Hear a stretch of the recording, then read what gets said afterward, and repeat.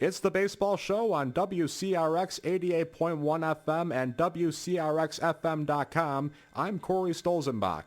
Our guest right now is a man who spent his whole career in pinstripes from 1955 to 1966, and during that time, he eventually found himself patrolling second base for the Yankees, where he would win 5 consecutive Gold Gloves.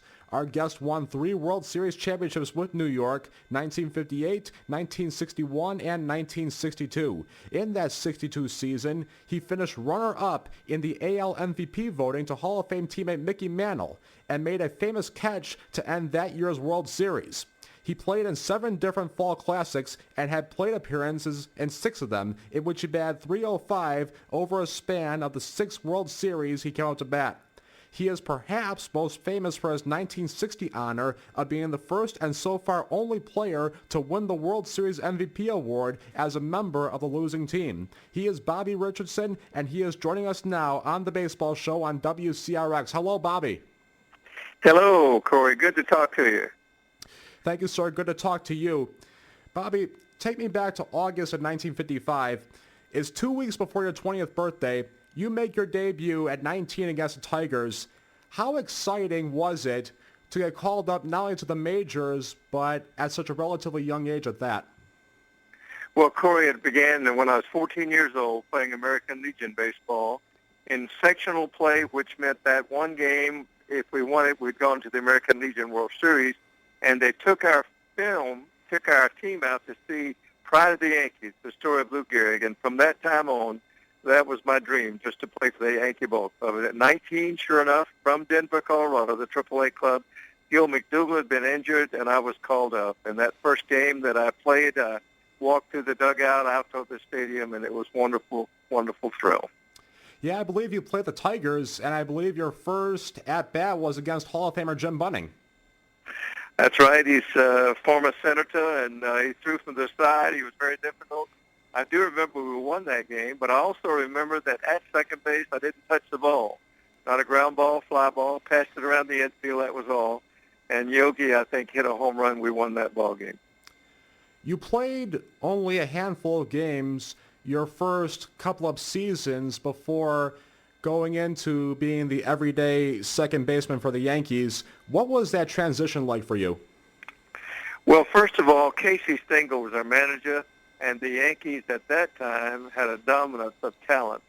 There was Gil McDougall, Jerry Coleman, Phil Rizzuto was still there those first couple of years. Billy Martin was there, Andy Carey. And so it was hard for a young infielder to break into that lineup. Stengel would pinch hit for Rizzuto in the 7th inning. I'd go in and play defense at shortstop for a couple innings. And it was difficult, and I actually went to the Yankees. They had traded Jerry Lumpy, Norm Seaburn, and they went over to Kansas City, and I wanted to play every day. Went to the Yankees and said, will you trade me? And they said, no, take your time. You're going to play for us, and that's the answer. We're not trading you. And it was a great move. I'm so glad I stayed, and I'm so glad I did work my way into the lineup and got to play all those games with the Yankees. Yeah, that was a genius of George Weiss, the Hall of Fame executive for the Yankees. Let's talk about 1960. And Bobby, with all due respect, not the greatest regular season numbers in the world for you. You had other seasons with better stats, but something must have happened, Bobby. During the 1960 World Series, for some reason, the Pirates just had the darndest time of getting you out. What exactly happened that you're able to just wake up with your bat and just put on a show in the World Series? Well, I did enjoy World Series play, and 59 was the only year we lost. Chicago won that year. They had Louis Aparicio and Nellie Fox, and out of the first 10 years I played, that was the only year we didn't win. But in 60, we're back playing the Pirates, and you're right, I only had 26 RBIs all year, and it was not a good season. And I was batting in the bottom of the lineup. In fact, in that third game, I was batting 8th with Whitey Ford pitching, came up with the bases loaded, 1 out, 1 run already in, and Stengel had me bunting. And that was not a good play, and I fouled it off twice. And then, of course, as it turned out, I hit a grand slam, went out of the park. And Stengel's comment to me as I came through the dugout was, good bunt. And it just went on from there. It seems like every time I came up, there were men on base, and I was able to get a few hits. And you're right, that record still stands after 54 years, most RBIs in the World Series, 12. and I'd only had 26 all year. Let's talk about the World Series MVP, Bobby. I look at some great individual performances from members of a losing team. 2002, Barry Bonds and the Giants lost to the Angels. He had 471, 700 on-base percentage. How about 2011? Mike Napoli and the Rangers lost to the Cardinals, but hey, Napoli batted .350, 2 home runs, 10 RBIs. Those were all very good stats. Why do you think, in your opinion, that nobody before or since you has managed to win World Series MVP while on a losing team? Well, I think a part of that honor is to be on the winning team. I don't think you'll ever see that again, to be honest with you, unless it's just an unusual, really unusual situation. At that time, the decision was made by the head of Sport Magazine. His name was Ed Fitzgerald. Ed Fitzgerald wrote a book way back when I was maybe 10, 11, 12 years old, 13 years old, somewhere along in there. It was about a Yankee rookie shortstop. And the second baseman in that novel was named Bobby Richardson. Now, I don't know that that had anything to do with his decision to name me the most valuable player, and he has since died, and I never spoken to him about that. In fact, I didn't know at the time that the novel had been written. My son showed it to me some years after baseball.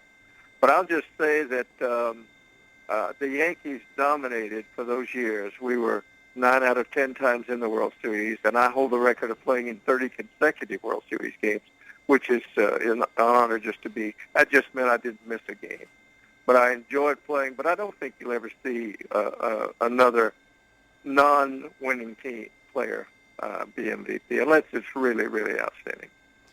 You're listening to The Baseball Show on WCRX 88.1 FM and WCRXFM.com. I'm Corey Stolzenbach talking with Bobby Richardson.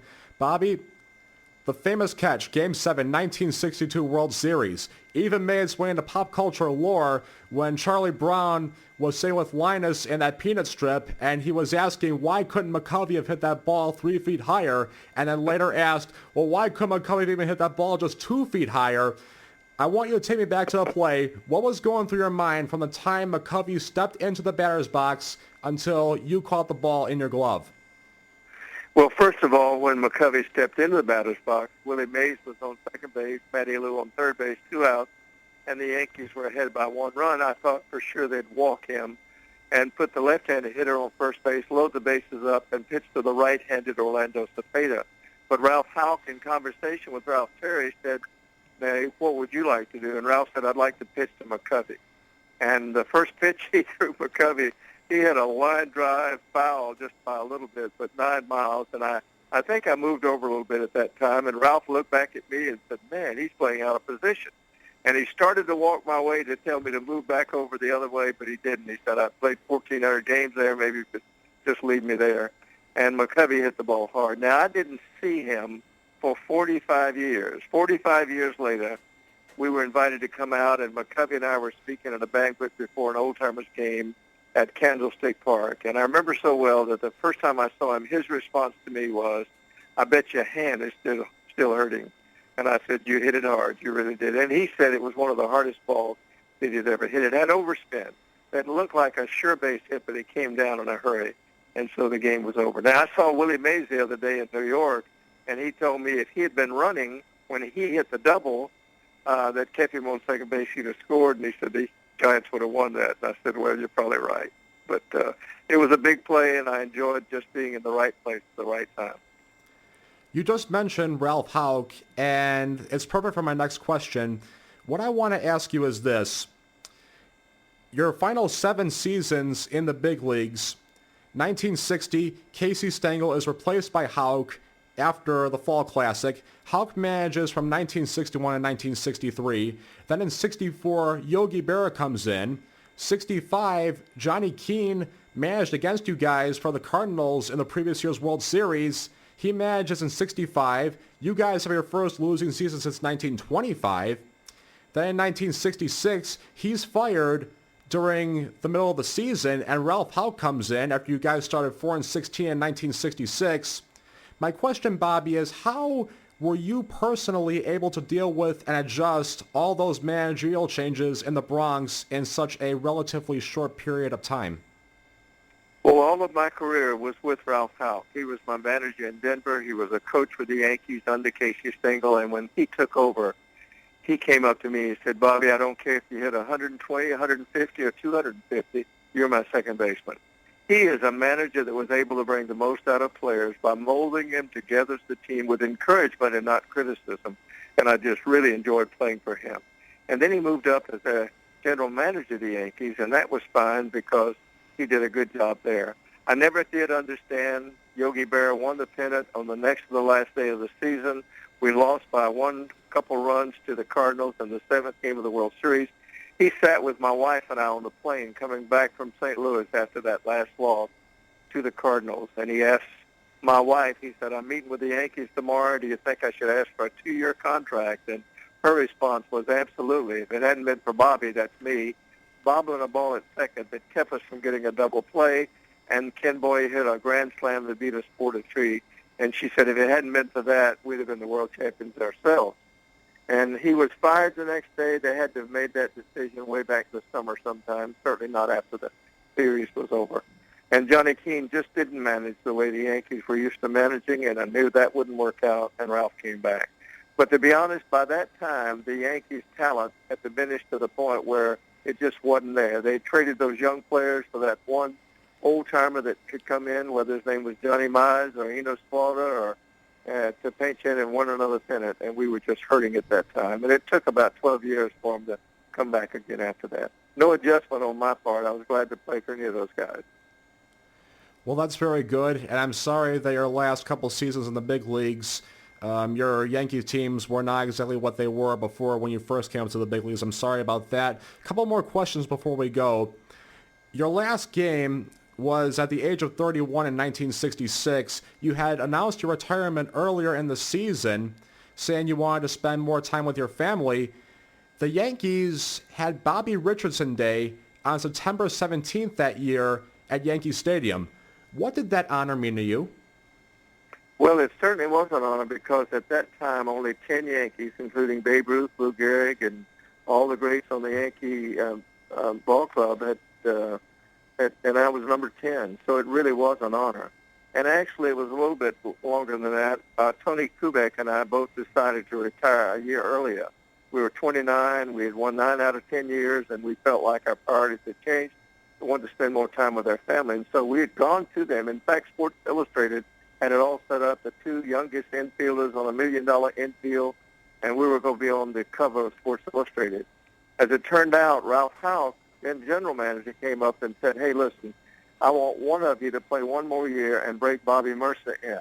It was all set up that Tony would play one more year, but Tony got called into a reserve program and playing touch football. He got a pinched nerve, and Mayo Clinic said he had to retire. It might result in a permanent paralysis.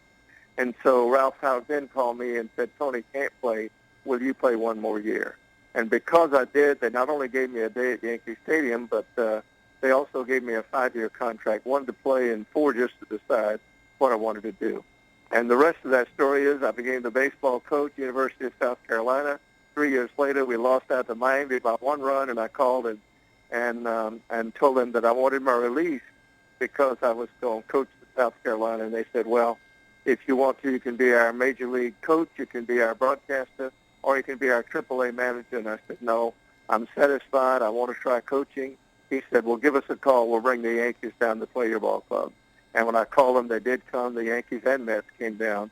And then our team finished second in the nation in the College World Series with Whitey Ford switch hitting, shortstop son playing for me, and Rizzuto's son as well. What a good time that was in college ball. I'm sure it absolutely was. Last question before we go. An annual tradition at Yankee Stadium, Old Timers Day. What is your favorite memory or any favorite memories you may have in your experience at Old Timers Day? Well, the first one I played in, I was 31, and 2 years later I played in an Old Timers game in Atlanta, and they asked me if I'd like to come back and play shortstop for them, and I said no. The travel was the reason I got out. But just this year, I'm going up. I'm 78 years old. I've been back every year but one. I remember on one year my daughter was going to the mission field. She was going to Africa, and I missed that Old Timers game. But the Yankees have been so good. But my favorite thrill, 4 years ago, they talked me into being the DH. I'd been playing every day, and they said, this year you're not playing, you're just DHing, you're leading off. And so they said, who do you want to bat against? Well, I didn't want to bat against Dalton, and so they threw a young boy, and he said, I'll throw it right in there for you. Hit the ball over the left fielder's head, started to run to first base, and I could still run. Big first baseman Cliff Johnson grabbed me and said, oh, no, you stay right here. Don't you have a heart attack down us. Trainer, bring a runner in for him. And so that was my last game, and they did bring a runner in, and that was got it on tape, and that's my. But I still go back and introduce with the team. Great time playing for a great ball club. Bobby Richardson, thank you so much for joining me on the Baseball Show on WCRX. For our listeners out there, Bobby wrote a book called Impact Player, which is about his first 10 seasons in the big leagues and winning 9 pennants from 1955 to 1964. You can find it in bookstores and online, and also ebook is available. Be sure to get your copy today. Thank you so much, Bobby. Hey, one other thing. My kids all went to school in Chicago, went to Wheaton College. That's son and a daughter. So I have fond remembrance of that great city. Thanks very much.